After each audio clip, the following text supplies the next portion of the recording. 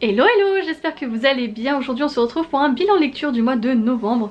Le mois de novembre a été marqué, comme vous avez pu le voir sur la chaîne, par le NaNoWriMo Challenge et donc mon rythme de lecture a un petit peu baissé. J'ai quand même 8 livres à vous présenter, 3 mangas et 5 romans, et mes lectures n'ont pas été extrêmement rythmées par des très belles lectures et des coups de cœur, etc. Mais vous allez voir, je vais vous expliquer tout ça en temps et en heure. Bref, on commence tout de suite par les mangas et donc j'en ai 3 à vous présenter. Déjà dans un premier temps, je vais vous en présenter 2 que vous avez l'habitude de voir sur la chaîne, puisque j'ai poursuivi les 2 sagas que j'avais en cours et qui sont en cours actuellement. Il s'agit donc des Carnets de l'apothicaire, le tome 12, et l'Atelier du sorcier, le tome 11. Donc ce sont 2 mangas que j'ai appréciés, j'aime énormément les univers, vous avez l'habitude d'en entendre parler. J'ai fait un vlog complet pour découvrir toute la saga l'année dernière, si jamais ça vous intéresse je vous le mets en barre d'infos. Et là cette année j'ai rattrapé mon retard pour l'Atelier du sorcier que j'aime tellement avec les dessins, etc. Toutefois ces 2 lectures que j'ai aimé, vraiment les 2 je mets 4 sur 5 étoiles, mais c'est pas les coups de cœur parce que j'ai l'impression qu'on stagne un petit peu, que ce soit dans l'Atelier des sorciers ou les Carnets de l'apothicaire. Ça reste quand même des tomes de transition où il se passe pas non plus des événements de fou avec un suspense, etc. Ça commence à un petit peu s'essouffler, j'ai l'impression, donc c'est sympa, vraiment j'aime beaucoup me plonger dans les univers, etc. mais j'attends un peu plus de rythme pour la suite. Enfin, 3e manga, c'est une découverte, il s'agit donc de Le Maître des Livres, le tome 1. J'ai beaucoup aimé cette histoire, vraiment on se plonge en fait à l'intérieur d'un univers assez contemporain. Je ne saurais pas le situer si c'est au Japon je pense, mais donc on va suivre un homme qui est un petit peu perdu dans sa vie et qui un soir, alors qu'il est vraiment en pleine débauche, je crois que c'est le soir du nouvel an où il a bu, etc. il finit dans une librairie, dans une bibliothèque plus précisément, pardon, qui est ouverte très tard, et donc il s'étonne et le gérant de la bibliothèque le vire un petit peu en lui disant que bah voilà, la bibliothèque n'est pas là pour accueillir des personnes comme lui parce que il faut que ça soit un lieu d'échange, de découverte, etc. Finalement il va revenir et donc du coup il va approfondir cette découverte et il va se plonger davantage dans les livres, et parallèlement on va suivre d'autres histoires d'enfants qui viennent dans cette bibliothèque, pardon. Donc c'est vraiment super intéressant, c'est le tour du monde du livre, donc quand on est un petit peu fan de lecture comme c'est mon cas, c'est assez intéressant, surtout que c'est un peu entrecoupé de mini-histoires à l'intérieur qui sont avec des mini-leçons de morale et c'est vraiment très sympa. Toutefois, je sais pas si je vais poursuivre parce qu'il n'y a pas vraiment de réel enjeu en fait dans ce manga. J'ai pas l'impression qu'il y a du suspense, enfin c'est sympa, c'est une tranche de vie on va dire. Du coup, je sais pas du tout s'il y en a, s'il y a une suite je pense, parce qu'il y a un tome 1, et si je vais la poursuivre en fait. C'est sympa mais sans plus de là, les acheter je ne suis pas certaine. Là c'était parce que il était moins cher, je crois qu'il était en promotion, là j'ai plus le prix, je crois qu'il était à moitié moins cher, donc c'est pour ça que je l'avais pris. Une bonne découverte mais pas un réel coup de cœur non plus également. On passe du côté roman et j'ai pas eu de grande lecture qui m'a marqué, au contraire j'ai quand même eu des déceptions assez importantes, notamment celui qui arrive tout en bas de ce classement. Je vous en ai parlé sur les réseaux sociaux et je sais que je vais en surprendre plus d'un puisqu'on en entend parler quand bien, mais donc du coup c'est le premier roman que je lis de cette autrice française. Je voulais vraiment découvrir ce genre et sa plume, donc il s'agit de Un automne pour te pardonner de Morgane Moncomble, que j'ai pas tant aimé que ça. Déjà moi et la romance c'est pas vraiment ce que j'apprécie le plus, j'aime beaucoup quand c'est des romances historiques et on m'a dit que celui-ci était peut-être celui qui allait le plus me plaire, étant donné que c'est en lien avec une enquête et que donc on a un petit peu cette dimension d'enquête et donc de rythme qui est différent que des romances classiques contemporaines qu'on peut retrouver, enfin en tout cas de la new romance pardon, comme on peut retrouver en ce moment. Mais donc je me suis penchée dessus, surtout que j'adore la saison de l'automne. Ça se passe en Écosse mais le background, enfin en tout cas l'univers n'est pas tellement développé autour de l'automne et donc de la Dark Academia, du côté Écosse, tout ça. C'est plutôt voilà, juste l'ambiance se passe à ce moment là, mais il aurait très bien pu se passer ailleurs. Je pense que vous connaissez ce livre, mais si jamais vous le découvrez, Un automne pour te pardonner, c'est donc le premier livre d'une saga de 4 saisons où on va suivre chaque saison une femme parmi le groupe qu'elle forme, puisque du coup elles sont 4 amies très proches avec des histoires d'amour assez particulières. Elles sont aussi à distance, donc ça se passe dans des lieux différents. Et donc là nous allons suivre Camélia qui se trouve donc en Écosse, qui a été harcelée tout son lycée par un groupe d'amis, et il s'avère que quand elle devient avocate, enfin, en tout cas elle est en train de se former en tant qu'avocate, elle est donc en stagiaire, et bien elle va se retrouver à devoir défendre un de ses bourreaux de l'adolescence, puisque du coup il est accusé du meurtre de son meilleur ami, et comme par hasard elle fait également partie du testament de cette personne décédée, donc elle est inclue un petit peu dans ce jeu, puisque du coup la personne décédée a un petit peu mis en enquête finalement son meurtre. Il savait qu'il allait mourir d'une certaine façon et donc il l'a inclus à l'intérieur, et donc elle va se prendre au jeu de mener l'enquête pour pouvoir essayer d'innocenter la personne accusée à tort et découvrir le vrai coupable. Et de là va se tisser une histoire d'amour entre la victime et l'avocate. J'ai trouvé que c'était très mal fait, c'est très peu réaliste, j'ai pas aimé vraiment. Déjà le côté romance ça m'a un peu surpris. Je ne comprends pas comment une personne qui se fait harceler pendant des années peut tomber amoureuse de son bourreau en l'espace de quelques instants, même pas... le mec est quand même accusé d'un meurtre et elle dit qu'elle veut se venger tout le temps, mais en fait elle a que de la gueule et elle ne fait rien du tout. Ça m'agace, vraiment elle m'a... Camélia m'a énormément agacée dans ce roman. En plus de cela, la suite c'est un peu... c'est incohérent et surtout peu crédible, et ça j'ai détesté. Enfin vous avez vu ma réaction sur ce plot twist, ça a été vraiment de l'incompréhension en me disant ok c'est vraiment ce qui a surpris tout le monde. Enfin je l'ai vu venir, j'ai trouvé que c'était peu crédible, surtout de nos jours. Encore ce serait quelque chose qui se passe 50 ans en arrière, 100 ans en arrière. Là ça aurait été vraiment quelque chose de marquant et se dire ah ouais c'est tout à fait plausible. Là c'est pas le cas, vraiment c'est juste impossible. C'est balayé rapidement sur la fin, enfin c'est un Enemies to Lovers qui va beaucoup trop vite. Il y avait du potentiel, ça n'a pas été creusé, ça n'a pas été bien amené et vraiment j'ai pas apprécié ma lecture. Je lui ai à peine donné la moyenne parce que j'ai l'impression que c'est un peu comme une pression qui vient sur moi avec des attentes peut-être un peu trop grandes. Mais je voulais comprendre voilà l'engouement qu'il y avait autour de ce livre et franchement je suis un petit peu surprise. Donc voilà. Je poursuis avec une autre romance reçue en service presse de la part de Hachette Roman.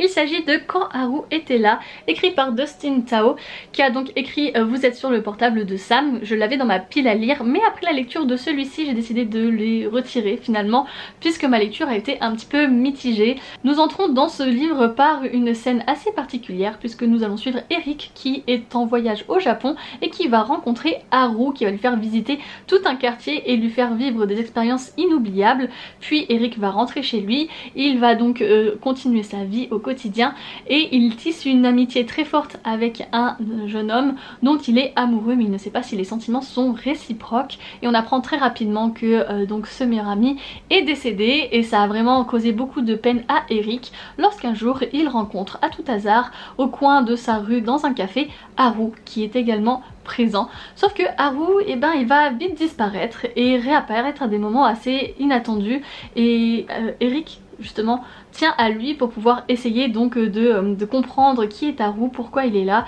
et c'est tout ce mystère que nous allons suivre dans ce livre. On est vraiment dans un roman plus contemplatif, j'ai l'impression, ça prend son temps et le rythme est assez singulier. En fait on comprend pas très bien où veut nous emmener l'auteur, on se saisit rapidement du fait que dès le début Haru c'est quelqu'un qui l'imagine, finalement c'est comme un fantôme, mais je ne sais pas pourquoi il est là, et finalement la révélation à la fin pareil, je n'ai pas été si surprise que ça, un petit peu quand même, mais je ne comprends pas la finalité. Je pense que c'est tout simplement pour imager le fait que cette personne doit faire son deuil, donc il n'arrive pas à faire ce deuil justement, à passer au-delà de ça, et donc il les imagine avec lui pour pouvoir finalement être réconforté et être dans cette bulle pour pouvoir avancer comme il le peut, essayer de survivre, et que donc eh bien la finalité c'est qu'ils vont finir par disparaître au fur et à mesure le temps qu'ils guérissent, et montrer que donc le temps pense les blessures. En tout cas j'ai été mitigée vraiment de cette lecture, je ressors pas avec quelque chose que je vais me souvenir en fait sur le long terme, donc c'était pas ultra marquant, et Vous êtes sur le portable de Sam je l'avais pas lu et donc je ne souhaite pas le lire puisqu'on m'a dit que celui-ci avait les mêmes défauts que dans le premier, et donc si déjà ma lecture c'était un ouais ça passe, l'autre ça va être également le cas, donc j'ai décidé que je l'ai retiré, mais c'était quand même une lecture. Si vous avez apprécié Vous êtes sur le portable de Sam, je pense que vous l'apprécierez également puisqu'on est dans le même aspect dans l'écriture et dans l'histoire qui est racontée, donc voilà, on a une petite romance finalement qui est aussi à l'intérieur et ça c'est très sympa. Mais en tout cas pour moi je ne vais pas le garder en mémoire. Je poursuis avec un service presse reçu du book club Page Turner et qui est donc publié chez Milan.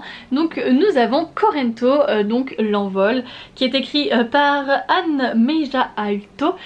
Ici nous allons suivre Satomi, une jeune adolescente qui vit dans le Nouveau Japon, donc c'est ce Nouveau Japon qui s'est construit après la montée des eaux, et c'est une non-citoyenne qui va devoir ramasser les déchets sur la plage pour pouvoir permettre aux citoyens de pouvoir vivre une vie de rêve, et elle est dans un camp d'internement avec une population qui est donc stigmatisée et parquée par ce Nouveau Japon. Elle est donc très proche de son amie Mei jusqu'au jour où celle-ci est embarquée par un des commandants pour redevenir sa nymphe. Satomi voit cette injustice se développer et plus elle grandit, plus elle s'en aperçoit également. Elle souhaite combattre ces actes qui sont donc criminels envers elle et la population de son village, sauf qu'elle ne sait pas trop comment pouvoir agir correctement. Et donc nous allons la suivre à travers toutes ces réflexions. C'est un roman très contemplatif. Au départ on nous l'a dit comme étant une dystopie, et en réalité c'est quand même quelque chose de différent de la dystopie dont on a tendance à parler. On parle souvent de dystopie comme Hunger Games, Divergente, le labyrinthe. Or là on est vraiment dans un roman où on est avec les pensées de la personne, donc de Satomi. On la suit vraiment dans ses pensées, dans ses souvenirs. C'est un récit qui est très contemplatif, il n'y a pas d'action, très peu de dialogue, et j'avoue que ça m'a énormément perturbée. J'étais vraiment en fait le rythme a vraiment été différent, et comme j'avais d'autres attentes, c'est vrai que du coup j'ai été un petit peu déçue. Il y a des trigger warnings que je n'étais pas au courant, j'avoue, je vous le mets juste ici, mais donc on a plusieurs trigger warnings assez importants. Vous vous doutez bien que étant donné que c'est des citoyens, c'est des non-citoyens face à des citoyens privilégiés, il y a forcément des violences qui se font, mais c'est pas non plus détaillé si je puis dire, ça reste accessible à un 15 ans et plus. Mais c'est quand même une histoire très poignante, qui est touchante, qui bouleverse, parce que finalement c'est quelque chose qui peut totalement arriver et qui serait pas totalement incohérent, et qui même fait écho finalement à certaines parts de notre histoire et de ce qu'on vit, enfin ce que le peuple et le monde peut vivre aussi à l'heure actuelle. Donc ça reste un beau récit, mais qui pour moi manquait un petit peu de rythme, donc je lui ai mis 3 étoiles sur 5. Les deux dernières lectures, je les ai réalisées tout au début du mois de novembre et je les ai vraiment appréciées. Tout d'abord, je vais vous parler de Sortie de route, écrit par Louisa Red, qui est donc publié chez Bayard, que j'ai reçu en service presse également, que je remercie énormément, le book club Page Turner. Et donc ici, nous sommes dans un roman en vers libre et j'adore ce style de roman. Vraiment, c'est tellement touchant, impactant, alors que justement il y a moins de mots, mais dans la forme etc, je trouve que c'est vraiment magique. Dans Sortie de route, nous allons suivre un couple qui vient d'avoir un accident de voiture et il s'avère que la personne en face est décédée, donc le jeune homme va être arrêté pour homicide involontaire et toute une enquête va donc être menée, et on suit finalement cette histoire à travers le procès de ce jeune homme, mais également les flashbacks et les souvenirs qu'il y a autour de ce couple, parce que malgré les apparences, eh bien il se pourrait qu'il ne soit pas aussi solide que ça et que cela cache de nombreux secrets qui remontent à la surface et qui vont donc se révéler lors de ce procès. Est vraiment extrêmement touchant. J'adore sa plume de Louisa Red, j'adore la mise en page, vraiment je trouve que c'est tellement impactant, poignant etc. J'ai mis quelques post-it pour vous montrer voilà que on a des phrases plus grosses, plus petites, une mise en page qui joue finalement avec le style. J'en ai également remis une ici. Enfin voilà, en même temps ça déstabilise, mais ça fait que cette lecture est unique et vraiment je l'ai adorée. On est en plus dans une histoire un peu thriller, enquête, et je trouvais ça addictif finalement, ça se dévore trop vite. En quelques heures à peine on a terminé le livre et trop facile de s'y replonger dedans également. Donc vraiment j'ai apprécié et je vous invite vraiment à suivre du coup les prochaines parutions de Louisa Red, parce qu'elle fait vraiment des titres vraiment touchants. Elle avait également écrit Riposte, pareil en vers libre, et je vous conseille l'expérience du vers libre pour ce genre de... En plus on n'a pas l'habitude pour ce genre de thématique et de genre littéraire. Là on est voilà dans ce côté enquête thriller, je dirais thriller adolescent. J'ai jamais lu de roman vers libre avant donc sur cette thématique, et donc voilà, je trouve que c'est ultra original et c'est assez percutant, donc j'ai vraiment adoré. Enfin le dernier, ça pourrait presque un coup de cœur, mais il ne détrône pas le premier que j'ai lu l'an dernier. Il s'agit de Mémoire de la forêt, le tome 2, écrit par Michael Brun-Arnaud et illustré par Sanoé. Je l'ai lu avec vous lors d'une lecture commune sur le Discord, mais également en live Twitch. Toute une après-midi, ça a été vraiment super sympa. J'ai adoré encore une fois me replonger dans l'univers. Vous savez, j'adore quand les animaux sont un peu humanisés, qu'ils ont des traits humains et qu'ils font leur petite vie. Ça c'est vraiment un péché mignon, j'aime trop. Donc replonger dans la forêt de Pelle Écorce pour les suivre, c'était vraiment ultra sympa et intéressant. Évidemment on évoque aussi là encore des sujets très touchants et c'est assez mignon. On en découvre un peu plus par des nouveaux personnages et on en revoit d'autres précédemment déjà rencontrés et c'est super intéressant. Dans ce deuxième ouvrage, nous allons suivre Archibald Renard qui est donc dans sa petite librairie de Belle Écorce jusqu'au jour où Célestin Loup vient le déloger car il est le propriétaire de cet endroit.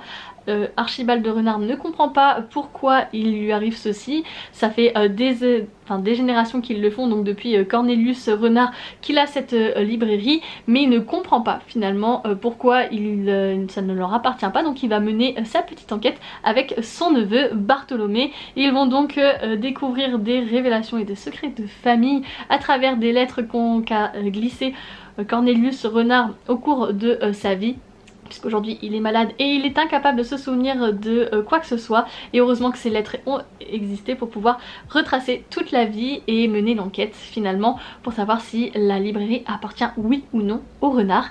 Et vraiment la révélation, mais j'ai adoré, vraiment c'était waouh, je me suis pas attendue à ça. Et très touchant vraiment, et aborder ces thématiques là c'était super intéressant, super important également, c'était génial. Donc voilà, je n'en dis pas plus pour pas trop vous spoiler, mais vraiment un petit bonbon encore une fois que je ne regrette absolument pas de lire à chaque fois. C'est réconfortant, c'est tout doux, c'est mignon et ouais c'est super sympa. Nous avons fait le tour de toutes mes lectures du mois de novembre. N'hésitez pas à faire part des vôtres dans les commentaires, autant vos coups de cœur que vos déceptions, pour pouvoir échanger, ça me ferait énormément plaisir. Si vous êtes resté jusqu'à la fin, n'hésitez pas à me mettre une petite feuille d'automne en lien avec justement Mémoire de la forêt qui se passe donc en automne. En tout cas je vous remercie pour votre soutien. On se retrouve sur les réseaux sociaux pour plus de contenus livresques qui sont répertoriés dans la barre d'infos. Et ceux qui ne sont nouveaux, n'hésitez pas à vous abonner pour plus de contenu YouTube. On se dit donc à très vite pour une nouvelle vidéo sur la chaîne et surtout n'oubliez pas de vous évader. Ciao ciao!